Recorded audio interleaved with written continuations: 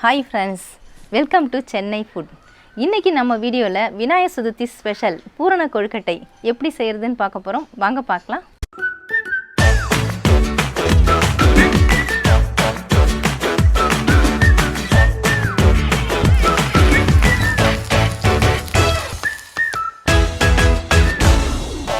பூரணம் கொழுக்கட்டை செய்யறதுக்காக நான் 1 கப் அளவுக்கு பச்சரிசி எடுத்துருக்கேங்க. இந்த கப்பில் தான் 1 கப்பு பச்சரிசி எடுத்தேன். இந்த பச்சரிசியை நல்லா 2 தடவை கழுவி தண்ணி வடிச்சிட்டு 2 மணி நேரம் ஊற வச்சு எடுத்துக்கோங்க. நல்லா ஊறணும். இப்போ இதை தண்ணி வடிச்சிட்டு எடுத்துக்கிறேன். பச்சரிசியை 2 மணி நேரம் ஊற விட்டுட்டு செஞ்சால் கொழுக்கட்டை நல்லா சாஃப்டாக இருக்கும். ஒரு நாள் முழுக்க வெளியே வச்சா கூட அது நல்லா ரஃப்பாக ஆகாது.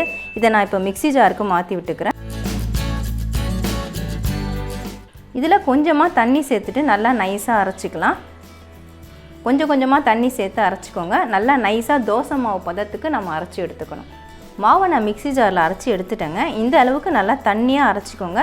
நல்லா நைஸாக இருக்கணும், திரியாக இருக்கக்கூடாது. மாவு நல்லா நைஸாக இருக்கணும். தோசை மாவை விட கூட கொஞ்சம் தண்ணியாக இருக்கணும். இந்த மாதிரி தண்ணியாக அரைச்சி எடுத்துக்கோங்க. இதில் கொஞ்சமாக நம்ம சால்ட்டு சேர்த்துடலாம். நான் 2 பிஞ்ச் அளவுக்கு சால்ட் எடுத்து வச்சுருக்கேன், அதை சேர்த்துக்கிறேன். சேர்த்துட்டு இதை கலந்து விட்டுடலாம். அடுத்ததாக இந்த மாவை வச்சு கொழுக்கட்டை எப்படி செய்கிறதுன்னு பார்ப்போம். பேன் சூடாயிடுச்சு. 1 ஸ்பூன் அளவுக்கு நெய் சேர்த்துக்கலாம். அரைச்ச இந்த மாவை நல்லா கலக்கிட்டு இந்த பேனில் சேர்த்துக்கலாம். இந்த மாவு நல்லா சுருண்டு வரணும், அது வரைக்கும் கலந்து விட்டுக்கிட்டே இருங்க. தண்ணியில் நல்லா வத்திடுச்சு. மாவு பாருங்கள் நல்லா திரண்டு வந்திருக்கு. இந்த மாதிரி ஒன்று சேர்ந்து வந்ததுக்கப்புறமா தான் நம்ம அடுப்பை ஆஃப் பண்ணணும். வெந்துருச்சா இல்லையா நீங்கள் தெரிஞ்சுக்கணுன்னா நீங்கள் கை வச்சு பார்த்தீங்கன்னா கையில் ஒட்டாமல் வரும். நான் வச்சு காட்டுறேன் பாருங்கள். இந்த மாதிரி கையை வச்சோன்னா கையில் ஒட்டக்கூடாது. கையில் ஒட்டுச்சுன்னா மாவு வேகலைன்னு அர்த்தம். இப்போ மாவு நல்லா வெந்துருச்சு, கையில் ஒட்டலை. இந்த சமயத்தில் நம்ம அடுப்பை ஆஃப் பண்ணிடலாம். ஆஃப் பண்ணிவிட்டு ஒரு 5 நிமிஷம் மூடி போட்டு விட்டுறணும். கை பொறுக்கிற சூடு வந்ததுக்கப்புறமா தான் நம்ம மாவை பிசைய ஆரம்பிக்கணும். மாவு ஆறுறதுக்குள்ளே நம்ம பூரணம் ரெடி பண்ணிக்கலாங்க. பூரணம் ரெடி பண்ணுறதுக்காக நான் பேனை சூடுபடுத்தியிருக்கிறேன். 1 டேபிள் ஸ்பூன் அளவுக்கு எள்ளு நல்லா அலசி எடுத்திருக்கேன். அதை இதில் தட்டிக்கிறேன். எள்ளு நல்லா படப்படன்னு வெடிக்கணும், அந்த அளவுக்கு வறுத்துக்கோங்க. எள்ளு நல்லா படப்படன்னு பொரிஞ்சு வறுபட்டுடுச்சுங்க. இப்போ இதை மிக்ஸி ஜாருக்கு மாற்றிக்கலாம். எள்ளை நான் மிக்சியில் ஒரு சுற்ற விட்டு எடுத்துட்டேங்க. இந்த மாதிரி கரகரப்பாக அரைச்சி எடுத்துக்கோங்க. ரொம்ப நைஸாக அரைப்படக்கூடாது. அடுத்ததாக நம்ம வெல்லத்தை கரைச்சி எடுத்துக்கலாம். நான் சாஸ்பேன் வச்சுருக்கேன். 1 கப் அளவுக்கு வெல்லத்தை பொடிச்சு நான் சேர்த்துருக்குறேன்.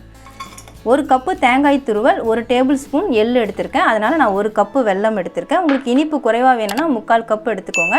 கொஞ்சமாக தண்ணி சேர்த்துக்கலாம். பாகுபதம்லாம் எதுவும் தேவையில்லைங்க. வெல்லம் நல்லா கரைஞ்சி கொதிச்சா போதும். வெள்ளைக்கட்டிகள் எல்லாமே நல்லா கரைஞ்சிடுச்சுங்க. பாருங்கள், சுத்தமாக வெள்ளைக்கட்டிகள் எதுவுமே இல்லை. இப்போ நம்ம அடுப்பை ஆஃப் பண்ணிக்கலாம். பூரணம் ரெடி பண்ணுறதுக்காக நான் மறுபடியும் பேன் வச்சுருக்கேங்க. 1 ஸ்பூன் அளவுக்கு நெய் சேர்த்துக்கலாம். 1 கப் அளவுக்கு தேங்காய் துருவல் எடுத்திருக்கேன், அதை இதில் சேர்த்துக்கலாம். தேங்காயில் இருக்கக்கூடிய கருமையான பகுதியை நீக்கிட்டு பொடிசாக நறுக்கிட்டு துருவி எடுத்திருக்கேன். இதை லேசாக வதக்கிக்கலாம். தேங்காய் லேசாக வதங்கினா போதும். இப்போ நம்ம பொடி பண்ண எள்ளை இதில் சேர்த்து விட்டுக்கலாம். சேர்த்துட்டு ஒரு முறை கலந்து விட்டுக்கோங்க. அடுத்ததாக நாம் ரெடி பண்ணி வச்சுருக்கிற வெல்லம் கரைசலை இதில் வடிகட்டிக்கலாம். வெல்லமில் குப்பை அழுக்கு இந்த மாதிரி இருக்கும், அதனால தான் நம்ம வடிகட்டிட்டு சேர்க்குறோம்.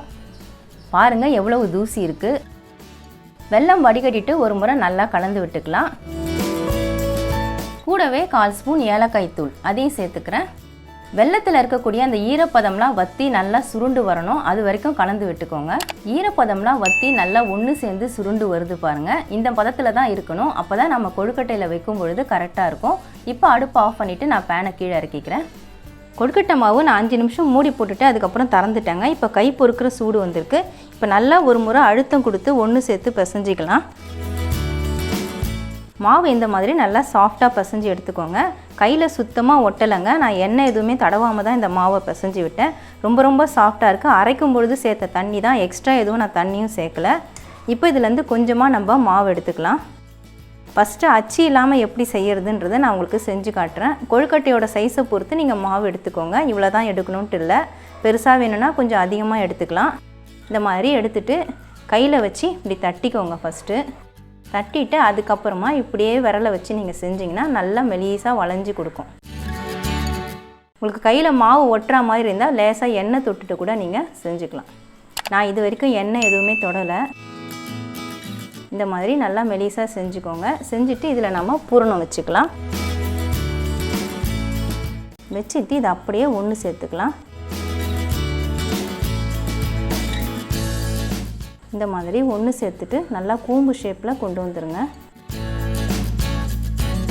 பாருங்கள், அழகாக கூம்பு ஷேப்பில் இருக்குது. பார்க்குறதுக்கு பூண்டு மாதிரி இருக்குது. நம்ம அச்சு இல்லாமல் இந்த கொழுக்கட்டையை ரெடி பண்ணியிருக்கோம்.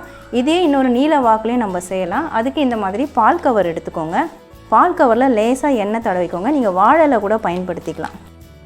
கொஞ்சமாக இதே மாதிரி மாவு எடுத்துக்கோங்க. எடுத்துட்டு உருட்டிட்டு இந்த மாதிரி உருட்டிட்டு செய்யும் பொழுது தட்டும் பொழுது வெடிப்பு வராமல் இருக்கும். இந்த மாதிரி இப்போ தட்டிக்கோங்க மெலிசா.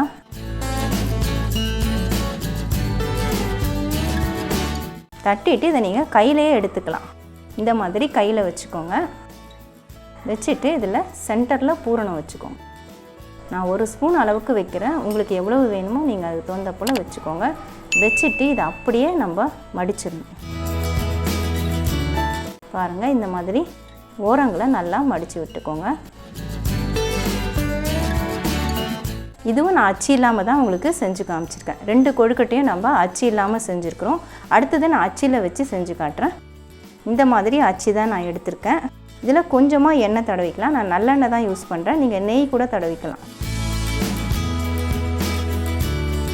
இந்த மாதிரி தடவிட்டு இதை அப்படியே க்ளோஸ் பண்ணிவிடுங்க. க்ளோஸ் பண்ணிவிட்டு கொஞ்சமாக மாவு எடுத்துக்கோங்க. எடுத்துகிட்டு இது உள்ளார போட்டுட்டு ஃபுல்லாக அழுத்தி விடணும்.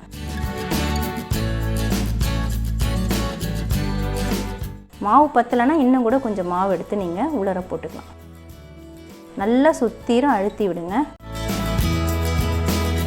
இந்த மாதிரி அழுத்தி விட்ட உடனே நடுவில் பாருங்கள் நல்லா கேப் வருது. இதில் நம்ம பூரணம் வச்சுக்கலாம். இதுக்கு நீங்கள் வைக்கிறதுக்கு பூரணத்தை கையிலே எடுத்துகிட்டு கூட உருட்டிட்டு உள்ளே வச்சு ஃபில் பண்ணிக்கலாம். இப்போ கொஞ்சமாக மேல் மாவு எடுத்துகிட்டு மேலே க்ளோஸ் பண்ணிக்கலாம். இந்த மாதிரி எடுத்துக்கோங்க. எடுத்துட்டு நல்லா ப்ரெஸ் பண்ணிவிடுங்க. எக்ஸ்ட்ரா இருக்கிற மாவை எடுத்துருங்க. இப்போ ஓப்பன் பண்ணிக்கலாம். அவ்வளவுதாங்க, சூப்பராக கொழுக்கட்டை ரெடி ஆகிடுச்சு. பார்க்குறதுக்கு சூப்பராக இருக்குது பாருங்கள். உங்களுக்கு கையில் செய்ய வரலன்னா இந்த மாதிரி அச்சில் வச்சும் நீங்கள் செஞ்சுக்கலாம். இதே மாதிரி தான் நான் எல்லா கொழுக்கட்டையும் ரெடி பண்ண போகிறேன். நீங்கள் கொழுக்கட்டை ரெடி பண்ணுறதுக்கு ஸ்டார்ட் பண்ணும்பொழுது அடுப்பில் இட்லி பாத்திரம் வச்சுருங்க. நான் 2 டம்ளர் அளவுக்கு தண்ணி ஊற்றி வச்சுருக்கேன். இட்லி தட்டு மேலே நான் துணி போட்டு வச்சுருக்கேன். சப்போஸ் நீங்கள் துணி போடலைன்னா கொஞ்சமாக எண்ணெய் தடவிட்டு வச்சுக்கோங்க. ரெடி பண்ண கொழுக்கட்டையை அதில் வச்சுக்கலாம்.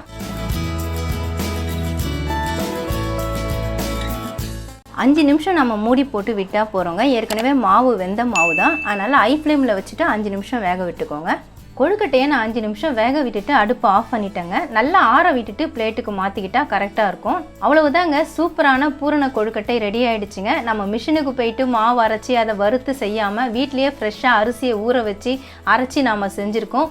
ரொம்ப சாஃப்டாக இருக்கும். நீங்கள் ஒரு நாள் முழுக்க வெளியே எடுத்து வச்சா கூட இந்த கொழுக்கட்டை வறண்டு போகாது. ரொம்பவும் டேஸ்ட்டாக இருக்கும். நம்ம விரியாமல் உடையாமல் நல்லா முழுசாக செஞ்சு எடுத்துருக்கோம். நீங்களே இதே மாதிரி இதே மெத்தடில் செஞ்சு பாருங்கள். உங்களுக்கும் கொழுக்கட்டை சூப்பராக வரும். கண்டிப்பாக ட்ரை பண்ணி பாருங்கள். பூரண கொழுக்கட்டை ரொம்பவே சாஃப்டாக எப்படி செய்கிறதுன்னு வீடியோவில் பார்த்துருப்பீங்க. இது ஒரு நாள் ஃபுல்லாக வச்சுருந்தா கூட அது நல்லாவே சாஃப்டாக இருக்குங்க. கண்டிப்பாக ட்ரை பண்ணி பாருங்கள். உங்களுக்கு இந்த வீடியோ பிடிச்சிருந்தா லைக் பண்ணுங்கள், ஷேர் பண்ணுங்கள், சப்ஸ்கிரைப் பண்ணுங்கள். பக்கத்தில் இருக்க பெல் ஐக்கானை கிளிக் பண்ணிக்கோங்க. அதில் ஆல்னு ஒரு ஆப்ஷன் காட்டும், அதையும் கிளிக் பண்ணிக்கோங்க. நன்றி, வணக்கம்.